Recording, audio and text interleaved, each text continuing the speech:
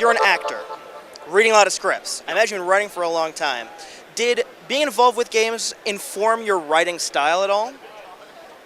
Yeah, I think so. Well, I think everything you do informs your writing style, and having gone through so many adventures with Snake and on Star Wars: The Old Republic and a number of the things I've done, being Snake is really I live those adventures, so it's kind of it very much informs what I write for other characters. Absolutely. So what projects are you working on right now that you can talk about?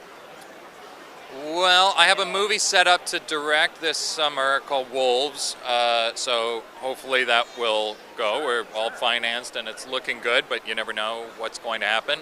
I have a couple of television pilots set up, one at ABC based on a book series called Wondrous Strange, and I have another one set up at Showtime based on a comic book series called The Damned.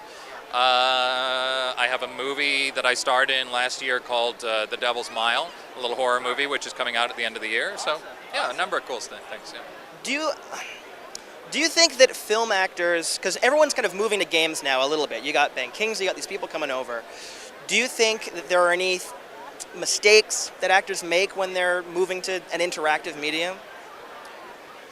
Well, I don't know. I mean, they are different experiences. You have to make sure in voiceover that you realize, if you're used to film acting, that you don't have your face, you don't have expression that you can use, and that not only your emotional changes, but your physical changes have to come through your voice. So it is a different thing. Like when, and I learned this from Jennifer Hale, who is the Meryl Streep of video game voice actresses, she's always like, punctuating her words and whatever, and it's almost like conducting when you're doing a voice performance. So I learned that from her, and so it gives the voice dynamics, and it gives you the feel of action and movement, and so those are things that you pick up as a voice actor.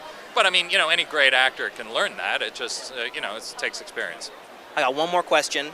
One of the things I think you're possibly just very well known for is being awesome with your fans.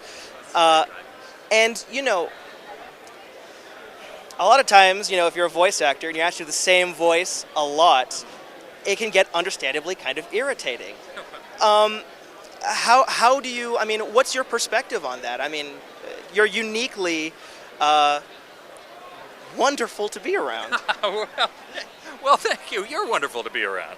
Look, I have the best job in the world, especially, I don't have to be an actor. My writing job is my primary income, my primary career. So I only do this when I want to do it. And it's not that often. Like, I'm not one of these guys that has to do this for a living. So, I don't think I've done signings like this for a year or two. So when I do it, I want people to feel engaged with, and I want them to feel like, some of these people are so adorable, and they come up. There was this guy, he was a grown man, he was nearly weeping, and he's like, I'm so excited to meet you.